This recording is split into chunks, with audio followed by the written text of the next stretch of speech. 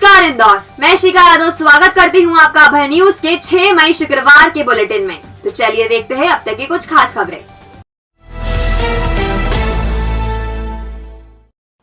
लखनऊ में रहने वाले एक मेडिकल रिप्रेजेंटेटिव यानी एमआर ने खुदकुशी के लिए इंदौर को चुना। वह लखनऊ से मीटिंग के लिए दिल्ली के लिए निकला और फिर इंदौर पहुंच गया। यहाँ एक होटल की तीसरी मंजिल से उसने छलांग लगा दी। गहरी चोट आने से शुक्रवार सुबह उसकी मौत हो गई। दरअसल यह हादसा छोटा ग्वालटोली थाना क्षेत्र में आने वाले पटेल चौराहे के पास स्थित न्यू पूनम होटल में हुआ। मूलतः लखनऊ का रहने वाला सुमित श्रीवास्तव पेशे से एमआर है। वह घर से दिल्ली के लिए निकला था, लेकिन फिर उसने मोबाइल बंद कर लिया। लोकेशन नहीं मिले इसलिए उसने मोबाइल से सिम निकाल कर रख ली थी। 3 मई को वह होटल पहुंचा था। गुरुवार को उसने होटल की तीसरी मंजिल से छलांग लगा दी। गंभीर हालत में उसे अस्पताल में भर्ती कराया गया, जहां शुक्रवार की सुबह उसकी मौत हो गई। पुलिस ने सुमित के परिजनों को सूचना दी है। उनके आने के बाद ही उसके दिल्ली से इंदौर पहुंचने और होटल से कूदने की जानकारी मिलेगी। फिलहाल पुलिस ने मर्ग कायम कर लिया है, जांच जारी है।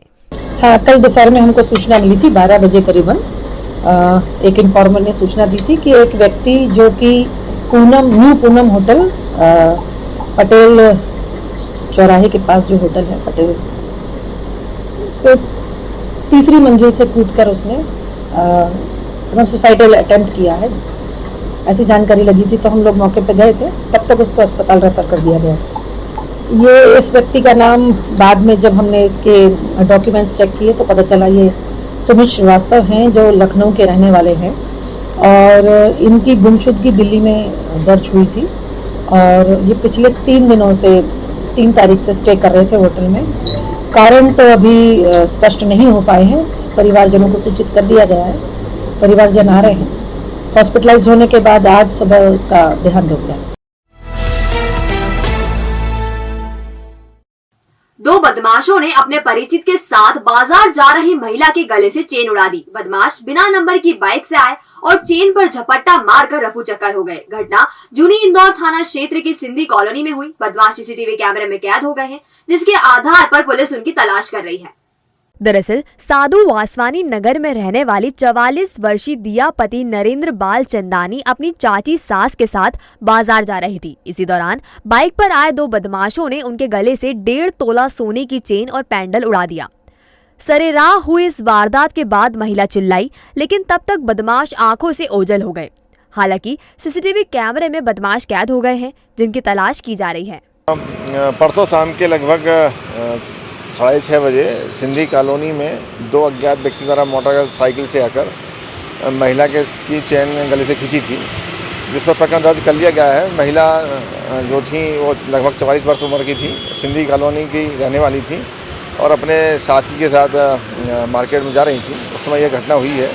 इस संबंध में पुलिस ने प्रकरण दर्ज करके इन्वेस्टिगेशन शुरू कर दिया है और कुछ फुटेज भी प्राप्त हुए हैं जिनके आधार पर बदमाश की पहचान की जा रही है।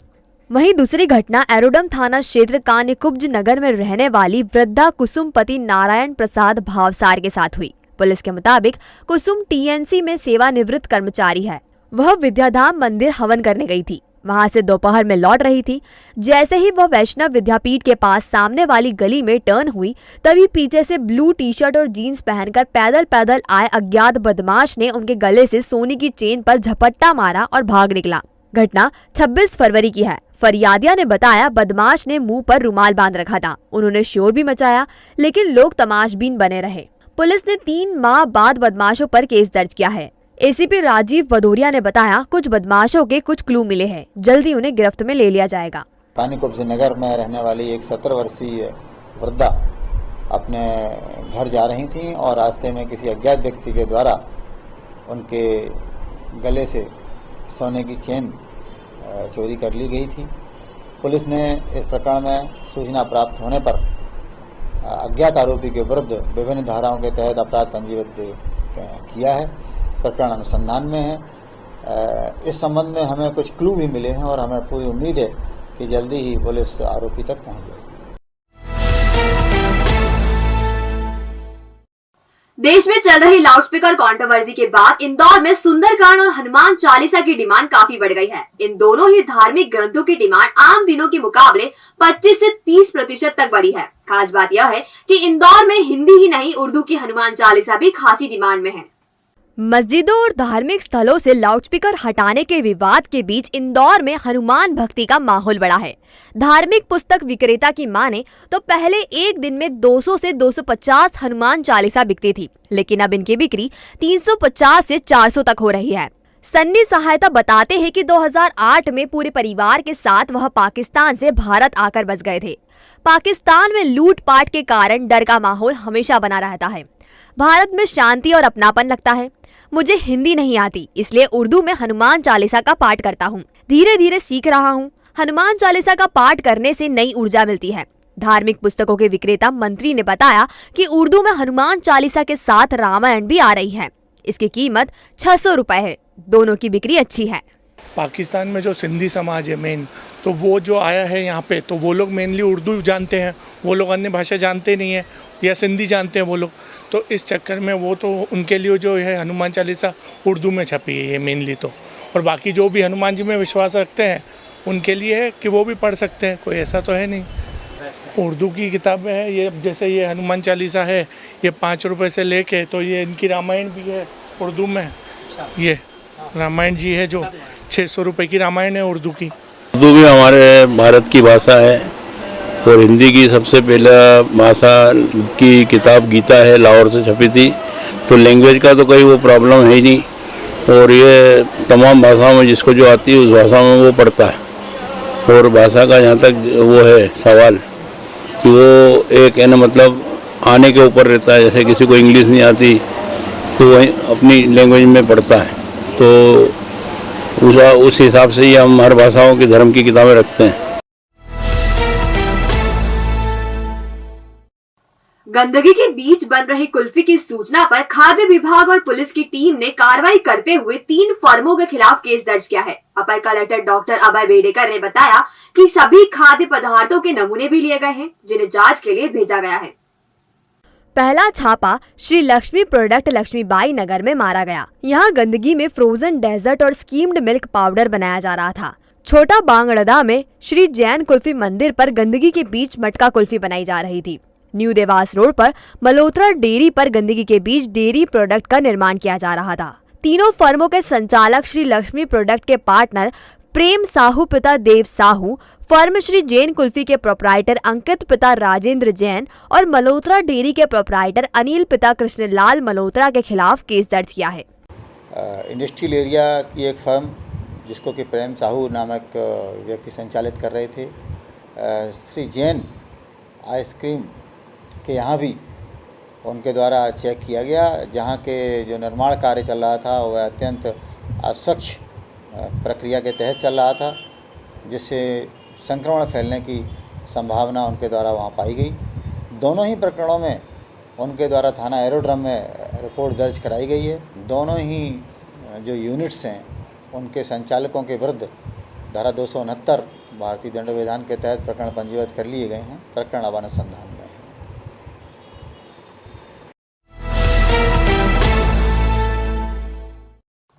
इन दिनों भीषण गर्मी के प्रकोप के बीच तापमान में उतार चढ़ाव का दौर जारी है। शुक्रवार को सुबह से सूरज ने तल्ख तेवर दिखाए। दोपहर में झुलसाने वाली गर्मी से शहरवासी बेहाल हो गए। वहीं इस नौतपा में रिकॉर्ड तोड़ गर्मी पड़ने के आसार है। पश्चिमी विक्षोभ बेअसर हो रहा है, जिस वजह से गर्मी का रास्ता साफ हो जाएगा। मौसम विशेषज्ञ एचएल खापड़िया ने बताया, मौजूद हालात को देखते हुए 10 से 13 मई तक तापमान 44 से 45 डिग्री के बीच पहुंच सकता है। वहीं 14 मई के बाद फिर तापमान में गिरावट देखने को मिलेगी। नमी वाली हवा चलेगी, जिससे गर्मी से कुछ राहत मिलने की उम्मीद है।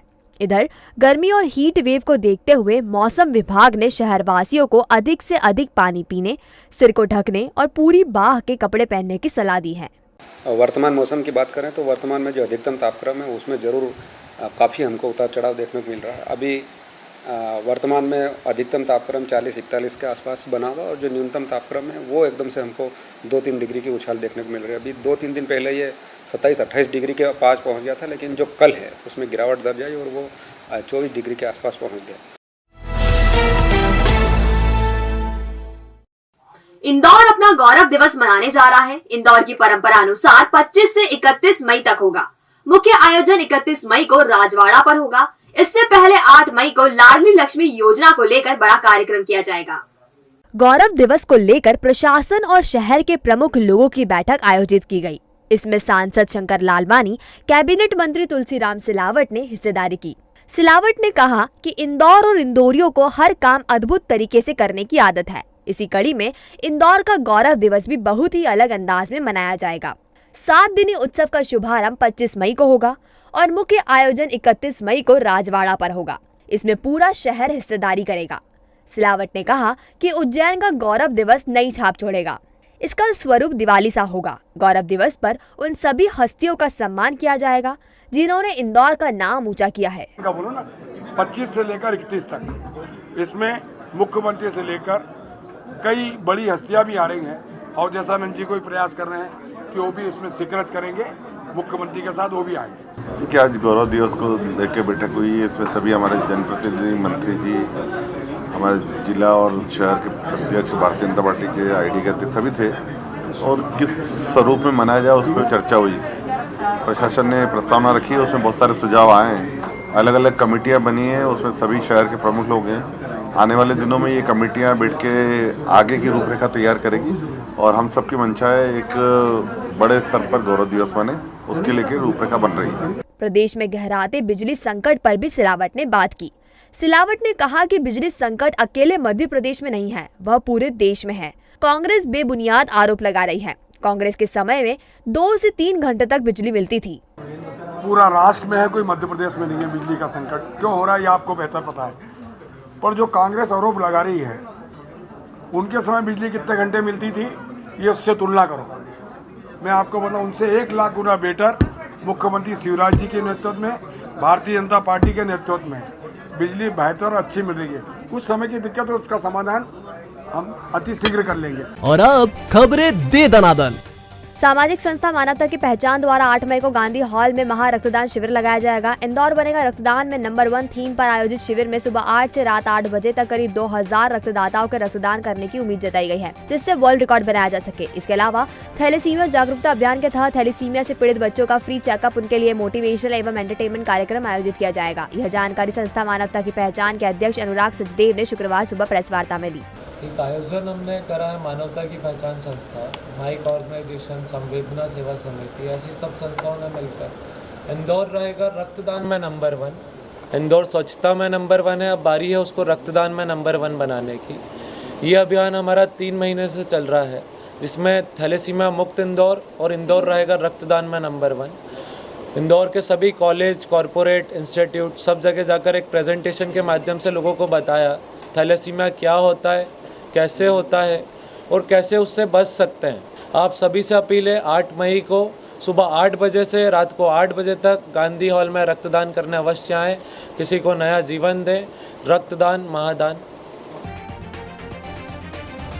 इंदौर को स्टार्टअप कैपिटल बनाने के उद्देश्य से सांसद शंकर लालवानी द्वारा लगातार काम किया जा रहा है। इसी कड़ी में जल्द ही स्टार्टअप पॉलिसी की लॉन्चिंग की जाएगी। सांसद ने बताया कार्यक्रम को लेकर 1-2 दिन में तारीख और समय पर निर्णय ले लिया जाएगा।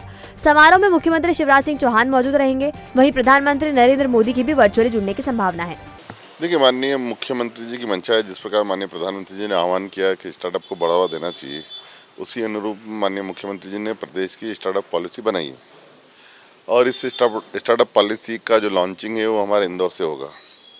संभावना व्यक्त की जा रही है कि 13 तारीख को माननीय प्रधानमंत्री जी वर्चुअली समय देंगे और अगर प्रोग्राम फाइनल हो जाता है तो माननीय मुख्यमंत्री जी इंदौर रहेंगे। हमारे इस विभाग के मंत्री जी, सभी अधिकारी और ख़ास करके जो स्टार्टअप में इंदौर में जुड़े हुए लोग हैं और इन्वेस्टमेंट के दृष्टि से भी सभी लोग इंदौर में रहेंगे। एक बड़ा इवेंट होने की संभावना है। मुझे लगता है समय और तारीख आज या कल में फाइनल हो जाएगा। जैसे ये हो जाएगा, हमारी पूरी तैयारी है और एक स्टार्टअप को लेकर नया माहौल शहर में बनने वाला है और मुझे लगता है इंदौर स्टार्टअप की कैपिटल बनेगा। महाराणा प्रताप एवं छत्रसाल बुंदेला जयंती पर 2 जून को सार्वजनिक अवकाश घोषित करने की मांग को लेकर शुक्रवार सुबह करणी सेना भारत ने मुख्यमंत्री के नाम संभागायुक्त कार्यालय में ज्ञापन सौंपा।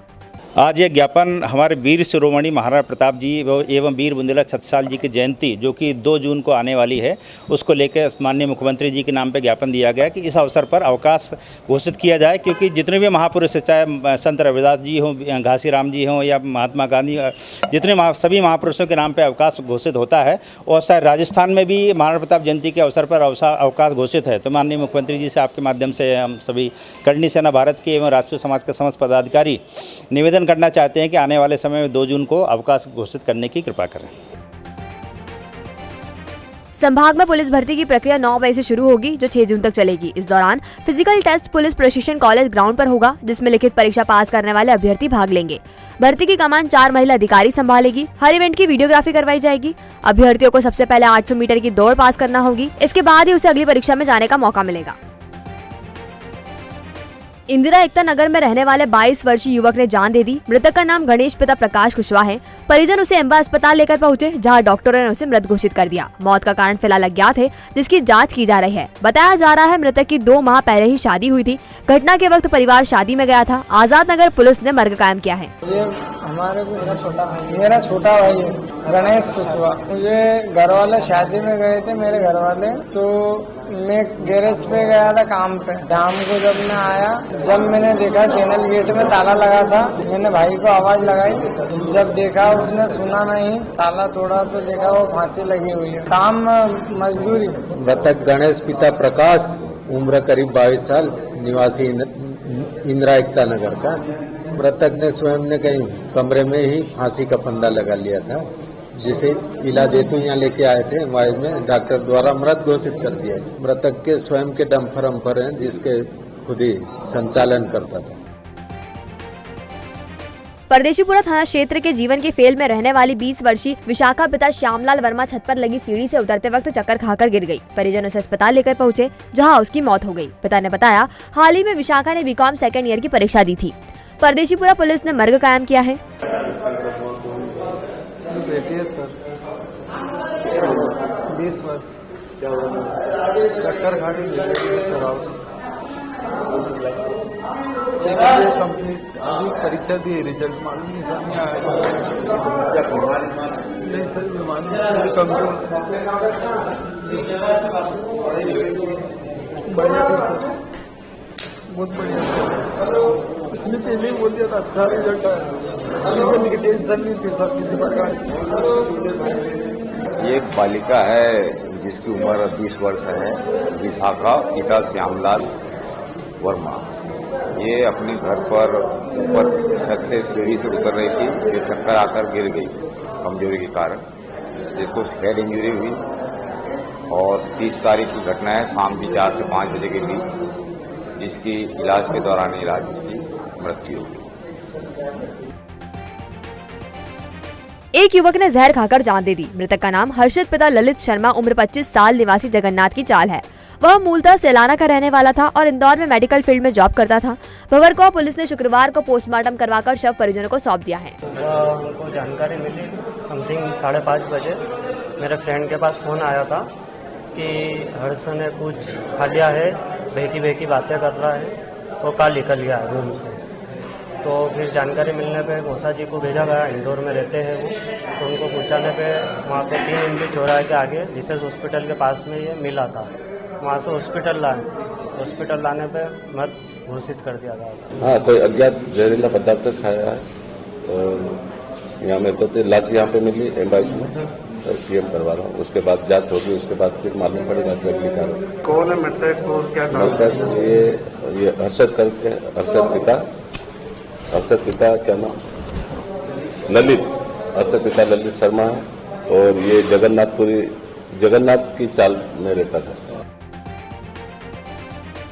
साइबर शिक्षा को लेकर देवी अहिल्या विश्वविद्यालय के कौशल विकास टास्क फोर्स ने पुणे के क्विक हिल फाउंडेशन और पुलिस विभाग के सहयोग से कंप्यूटर विज्ञान अध्ययनशाला परिसर में सेमिनार आयोजित किया।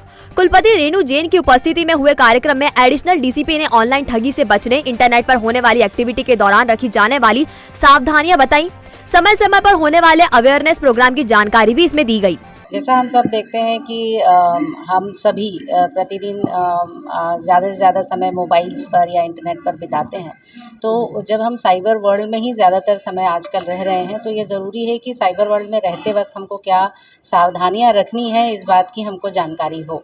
तो यही चीज़ ध्यान में रखते हुए commissioner police Indore Harinarayan Chari Mishra sir और क्विक हील फाउंडेशन के बीच एक अंडरस्टैंडिंग हुई, एक बातचीत हुई कि कैसे हम ज़्यादा से ज़्यादा लोगों तक इस संदेश को पहुंचाएं कि जो छोटी छोटी गलतियां हम साइबर वर्ल्ड में रहते वक्त करते हैं उनसे हम बचें और अपने आप को किसी अपराध की स्थिति में घिरा हुआ ना पाएं। खंडवा रोड पर पजेरो क्रमांक MP 09 CJ 009 के चालक ने वाहन तेजी से चलाते हुए पैदल होलकर कॉलेज जा रहे छात्र टेटू भूरिया, पिता मोहन सिंह भूरिया निवासी पिपलियाहाना, अभिषेक भूरिया और अर्जुन पालिया को टक्कर मार दी। हादसे का अंदाजा इसी बात से लगाया जा सकता है कि टक्कर मारने के बाद पजेरो सड़क किनारे जाकर पलट गई। लोगों की मदद से घायलों को लोडिंग ऑटो से विशेष जुपिटर अस्पताल में भर्ती कराया गया। भंवरगांव पुलिस ने कार जब्त कर चालक के खिलाफ प्रकरण दर्ज कर लिया है। कल खंडवा रोड में जो सपना बार के पास 3 छात्र जो कि कॉलेज में पढ़ते हैं पैदल कॉलेज की तरफ, होलकर कॉलेज की तरफ जा रहे थे। तब एक पजेरो कार नंबर है MP 09 CJ 009, इस कार के चालक ने तेज़ी और लापरवाही से गाड़ी अपनी चला करके और तीनों बच्चों को, जो तीनों छात्र हैं, उनको चोट पहुंचाई थी, जिसमें से एक जो छात्र है अभिषेक भूरिया, वह गंभीर हालत में जुपिटर अस्पताल में भर्ती है। पुलिस ने प्रकरण पंजीबद्ध कर लिया है, कार जब्त कर ली गई है। जिला विधिक सेवा प्राधिकरण ने शुक्रवार को लसूड़िया के मोरी माध्यमिक विद्यालय में श्रमिकों के लिए हेल्थ चेकअप कैंप लगाया। डीजे मनीष श्रीवास्तव ने बताया कि शिविर में आए श्रमिकों को कानूनों की जानकारी भी दी गई। कार्यक्रम में श्रमायुक्त मेघना भट्ट, CMHO BS सेतिया भी उपस्थित हुए। प्राधिकरण के निर्देश पर माननीय प्रधान जिला एवं सत्र न्यायाधीश महोदय के मार्गदर्शन में ये जिला विधिक सेवा प्राधिकरण के द्वारा अंतर्राष्ट्रीय श्रम दिवस के अवसर पर 1 तारीख से 7 तारीख तक श्रमिक सेवा सप्ताह के रूप में यहाँ पे काम किया जा रहा है, जिसमें श्रमिकों के लिए जो कल्याणकारी योजनाएं हैं, श्रम विभाग, नगर पालिका निगम के सहयोग से श्रमिकों की जो भी कल्याणकारी योजनाएं हैं उनकी सबको जानकारी दी जा रही है। उनके ई-श्रम कार्ड, उनके इंश्योरेंस से संबंधित पॉलिसियाँ बताई जा रही हैं और विधिक सेवा प्राधिकरण के द्वारा जो श्रमिकों के लिए निःशुल्क विधिक सहायता कोर्टों में मामले लगाने या उनके खिलाफ जो मामले चल रहे हैं उसमें उनको कैसे निःशुल्क विधिक सहायता और सलाह दी जा सकती है, उसके संबंध में जानकारी दी जा रही है, जिससे केवल आर्थिक कमजोरी के आधार पर वो अपने न्याय पाने के अधिकार से वंचित ना हो सकें। की सलाहकार दिलीप वाघेला ने शुक्रवार को प्रेस कॉन्फ्रेंस में बताया, वायु प्रदूषण को लेकर स्टेक होल्डर एंगेजमेंट द्वारा वर्कशॉप आयोजित की गई थी, जिसमें clean air catalyst global partnership for accelerating पर चर्चा हुई। साथ ही एयर पॉल्यूशन को बढ़ने से रोकने के प्रयास पर भी मंथन किया गया। उनमें ये तय किया गया है कि जो इंदौर शहर में स्वास्थ्य के कारण, जो प्रदूषण के कारण जो स्वास्थ्य पर प्रभाव पड़ रहा है, उसका एक अध्ययन किया जाए।